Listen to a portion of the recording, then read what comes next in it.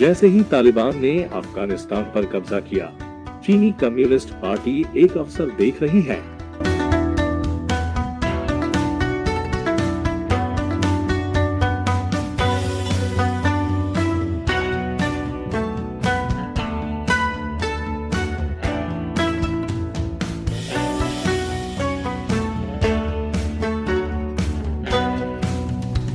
China uncensored में आपका स्वागत है। मैं क्रिस चैपल हूँ। अफगानिस्तान से एक अविश्वसनीय रूप से असफल अमेरिकी वापसी के बाद तालिबान ने देश पर नियंत्रण कर लिया है।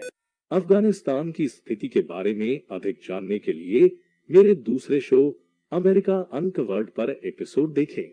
लेकिन चूंकि ये चाइना अनसेंसर्ड है, इसलिए आज हम बात करने जा रहे हैं कि चीन अफगानिस्तान छोड़कर अमेरिका के साथ कैसा व्यवहार कर रहा है।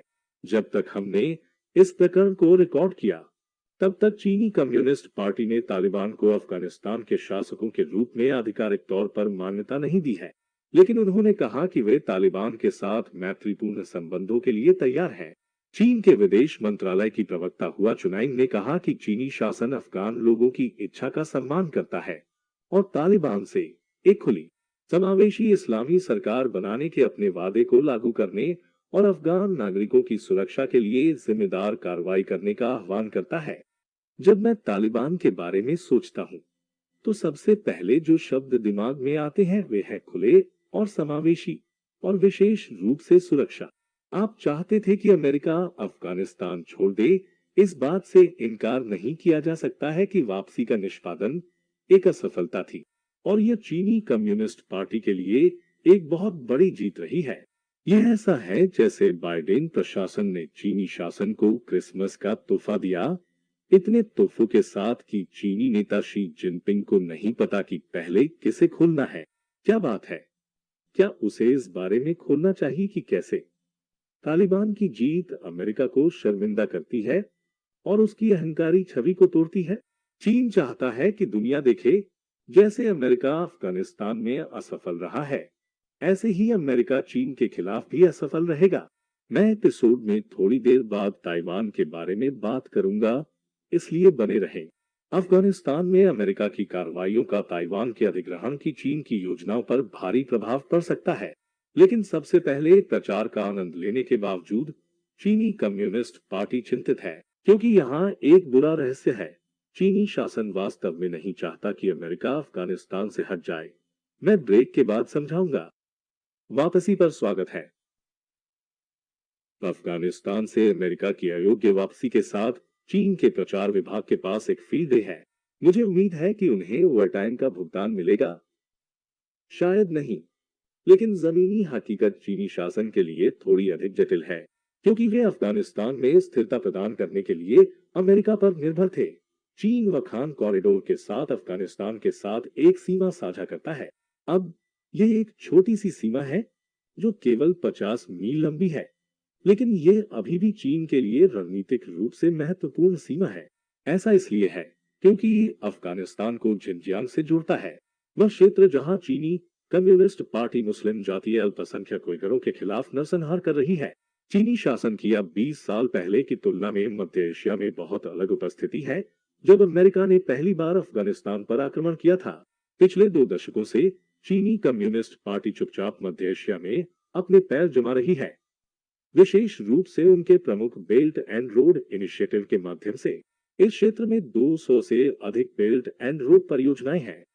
बीजिंग मध्य एशिया में अपनी निजी सैन्य कंपनियों का भी विस्तार कर रहा है, मोटे तौर पर उन बेल्ट एंड रोड परियोजनाओं की रक्षा के लिए। लेकिन चीन की सैन्य भागीदारी उन निजी सैन्य कंपनियों पर नहीं रुकती है। चीनी कम्युनिस्ट पार्टी का ताजिकिस्तान में एक गुप्त सैन्य अड्डा है जो अफगान सीमा के काफी करीब है।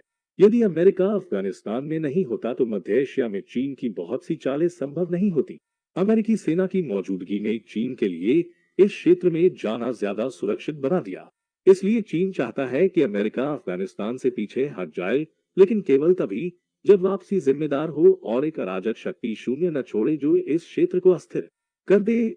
उसके लिए बहुत, लेकिन अब जब अमेरिका पीछे हट रहा है, चीनी कम्युनिस्ट पार्टी पुनर्गणना कर रही है। पिछले महीने चीनी विदेश मंत्री वांग यी ने तालिबान से मुलाकात की थी। विदेश मंत्रालय ने वांग और तालिबान के उपनेता की खुली बाहों के साथ एक दूसरे की ओर चलते हुए एक तस्वीर प्रकाशित की। कुछ ने इसे चीन और तालिबान के रोमांस की शुरुआत बताया। हाँ, शायद अफगान महिलाओं से पूछे कि तालिबान अपने रोमांटिक पार्टनर के साथ कैसा व्यवहार करता है। दूसरों ने इसे अधिक अनिच्छुक कहा। हालांकि यह चीनी शासन और तालिबान के बीच सबसे हाई प्रोफाइल बैठक थी। चीन 2015 से तालिबान के साथ बैठक कर रहा है। चीन ने तालिबान और अफगान सरकार के बीच गुप्त शांति वार्ता भी की। बेशक चीनी अधिकारी अमेरिका समर्थित अफगान सरकार के साथ भी बैठक कर रहे थे। वांग यी की तालिबान से मुलाकात से ठीक एक हफ्ते पहले चीनी नेता शी जिनपिंग ने अफगान राष्ट्रपति से बात की थी। तालिबान के साथ बैठक चीनी कम्युनिस्ट पार्टी के लिए अपना दांव बचाने का एक तरीका था, क्योंकि अफगानिस्तान में स्थिति खराब हो गई थी। खैर, उन दावों को सफलतापूर्वक हेज करने पर विचार करें। अफगानिस्तान को लेकर पार्टी की दो चिंताएं हैं। पहला आतंकवाद है। चीनी शासन शिनजियांग में इस्लामी आतंकवाद के खतरे को उइगरों के नरसंहार के बहाने के रूप में बढ़ा चढ़ाकर पेश करता है, लेकिन वे ये भी नहीं चाहते कि कोई वास्तविक आतंकवादी अफगानिस्तान से चीन की ओर बढ़े। तालिबान ने वादा किया कि वे चीन के लिए हानिकारक कृत्यों में शामिल होने के लिए किसी भी बल को अफगान क्षेत्र का उपयोग करने की अनुमति नहीं देंगे। बेशक चूंकि चीनी शासन अहिंसक उइगरों को चीन के लिए हानिकारक कृत्यों में लिप्त मानता है, इसलिए ये तालिबान भी उइगरों के साथ चीन के व्यवहार पर आपत्ति नहीं करने का वादा करता है। उस आश्वासन को जोड़ते हुए तालिबान ने चीन के आंतरिक मामलों में हस्तक्षेप नहीं करने का भी वादा किया। तो ऐसा लगता है कि चीनी कम्युनिस्ट पार्टी को वह मिल गया है जो वे वहां चाहते हैं, बशर्ते वे तालिबान पर भरोसा करें। दूसरा मुद्दा जो पार्टी से संबंधित है वह अफगानिस्तान में निवेश करना है। चीनी अधिकारियों ने अफगानिस्तान में बेल्ट एंड रोड पहल का विस्तार करने की बात की है, और निश्चित रूप से ऐसी चीजें हैं जो चीनी राज्य के स्वामित्व वाली कंपनियां अफगानिस्तान में अपना हाथ रखना पसंद करेंगी। खरबों डॉलर मूल्य की दुर्लभ पृथ्वी धातुओं की तरह, और तालिबान उस तरह के चीनी धन पर अपना हाथ रखना पसंद करेंगे। लेकिन अभी तक बीजिंग अफगानिस्तान में निवेश करने के लिए बिल्कुल नहीं दौड़ा है, क्योंकि ये एक तरह से खतरनाक है। पूरे 2020 के लिए अफगानिस्तान में कुल चीनी प्रत्यक्ष विदेशी निवेश $4 मिलियन था, जो पाकिस्तान में उस प्रकार के चीनी निवेश के 3% से भी कम था, जो उसी वर्ष के लिए $110 मिलियन था। अब तक चीनी सरकारी कंपनियों की अफगानिस्तान में दो प्रमुख परियोजनाएं हैं, एक तेल परियोजना और एक तांबे की खान, और दोनों कुछ बड़ी समस्याओं में फंस गए हैं। चीनी विशेषज्ञों ने उन विफलताओं के लिए देश में खराब सुरक्षा वातावरण को जिम्मेदार ठहराया है।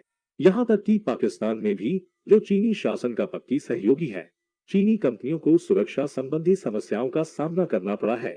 एक बस दुर्घटना जिसमें पिछले महीने पाकिस्तान में चीनी कामगार मारे गए और घायल हुए थे, एक आतंकवादी हमला था जो संभवतः पाकिस्तानी तालिबान द्वारा किया गया था। एक और आतंकवादी हमले के पीछे पाकिस्तानी तालिबान का हाथ था, जिसमें इस साल की शुरुआत में पाकिस्तान में चीन के राजदूत की लगभग मौत हो गई थी। इसलिए ये देखते हुए कि अफगानिस्तान पाकिस्तान की तुलना में बहुत अधिक अस्थिर है, चीन के तालिबान पर तुरंत पैसा फेंकना शुरू करने की संभावना नहीं है।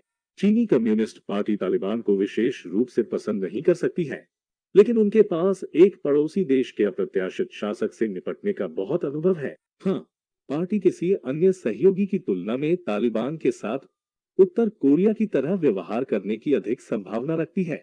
तालिबान को फायदा होने पर वे उसका इस्तेमाल कर सकते हैं, लेकिन वे बहुत करीब नहीं जाना चाहते, क्योंकि तालिबान भी थोड़ा पागल है।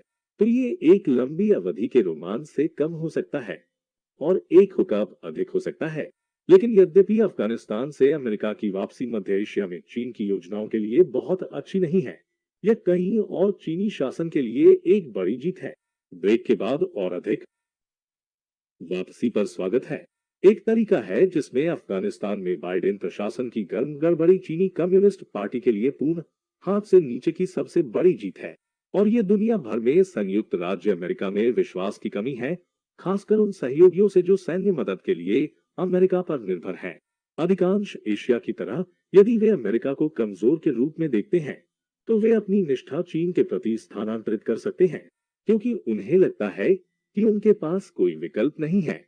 ये फिलीपींस के साथ हुआ, और यही एक बड़ा कारण है कि चीनी कम्युनिस्ट पार्टी ने अफगानिस्तान की तुलना ताइवान से करने वाले प्रचार को तेज कर दिया है। चेतावनी दी कि काबुल में जो हुआ वह ताइवान का भविष्य है। एक बार जब एक क्रॉस स्ट्रेट्स युद्ध छिड़ जाता है, जबकि मुख्य भूमि बलों के साथ द्वीप पर कब्जा कर लेती है, तो अमेरिका को अफगानिस्तान, सीरिया और वियतनाम के लिए उससे कहीं अधिक दृढ़ संकल्प करना होगा यदि वो हस्तक्षेप करना चाहता है। ध्यान दे कि ये कहता है कि एक बार युद्ध छिड़ जाता है, अगर नहीं। ताइवान के पास सैन्य अभ्यास के साथ इस प्रचार अभियान का समर्थन भी कर रहे हैं। ये चीनी कम्युनिस्ट पार्टी है जो ताइवान के खिलाफ राजनीतिक और मनोवैज्ञानिक युद्ध छेड़ रही है। वे ताइवान का मनोबल गिराने की कोशिश कर रहे हैं ताकि कम्युनिस्ट पार्टी बिना लड़े देश को अपने कब्जे में ले सके, और वे अमेरिका के खिलाफ मनोवैज्ञानिक युद्ध भी कर रहे हैं। ताइवान पर युद्ध में अमेरिका के लिए अकल्पनीय लागत की चेतावनी। संदेश है, ताइवान की रक्षा करने से क्यों परेशान है, बस कम्युनिस्ट पार्टी के पास रहने दो।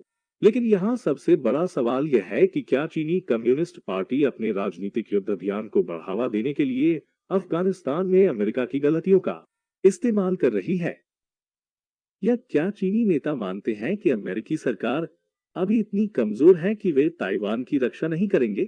अगर वे ऐसा मानते हैं तो अब बात करने का समय आ गया है। मैंने इस शो में पहले भी बात की है कि कैसे ओबामा प्रशासन ने 2012 में कारबोरोशोल गतिरोध के दौरान चीनी शासन पर भरोसा करने में एक बड़ी गलती की। चीनी शासन ने समझौते का उल्लंघन किया और अमेरिका ने कुछ नहीं किया। एक बार जब चीनी कम्युनिस्ट पार्टी ने देखा तो उन्होंने दक्षिण चीन सागर के अपने अधिग्रहण को तेज कर दिया, और अब दक्षिण चीन सागर के अधिकांश हिस्से पर पार्टी का नियंत्रण का समझौता हो गया है। यदि चीनी कम्युनिस्ट पार्टी वास्तव में यह मानती है कि वे अफगानिस्तान में बाइडेन प्रशासन की कमजोरी का प्रमाण देख रहे हैं, तो वे ताइवान पर आक्रमण करने के लिए अपनी समय सीमा बढ़ा सकते हैं। और अगर अमेरिका कुछ नहीं करता है तो ताइवान और बाकी हिंद प्रशांत चीनी शासन के अधीन आ जाएंगे। और अब मेरे लिए आप में से एक एक प्रश्न का उत्तर देने का समय आ गया है। एक प्रशंसक जो क्राउड फंडिंग वेबसाइट पैट्रियन पर चाइना अनसेंसर्ड का समर्थन करता है, मारिनस वैंडेनबर्ग, कहते हैं, राजनीतिक युद्ध पर केरी के गेर्शनिक की पुस्तक का कोई किंडल संस्करण नहीं उनकी महत्वपूर्ण जानकारी के प्रसार के लिए बहुत उपयोगी नहीं है। मारिनस, मैं देख रहा हूं कि आप हमारे पॉडकास्ट चाइना अनस्क्रिप्टेड के वफादार श्रोता है। इस हफ्ते पॉडकास्ट पर हमारे मेहमान केरी गेर्शनिक थे। हमने इस बारे में बात की कि कैसे चीन राजनीतिक युद्ध के साथ जापान को निशाना बना रहा है।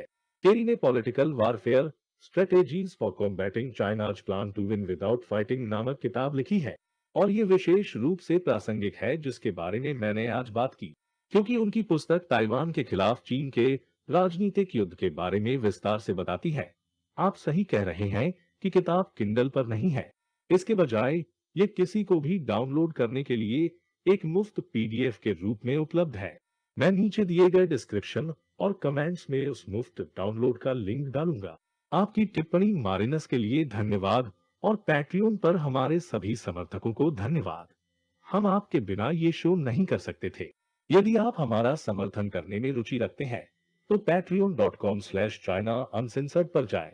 शो में मुझे आपके प्रश्न का उत्तर देने का मौका देने सहित आपको कई शानदार फायदे मिलेंगे। एक बार फिर मैं क्रिस चैपल हूँ। चाइना अनसेंसर्ड देखने के लिए धन्यवाद।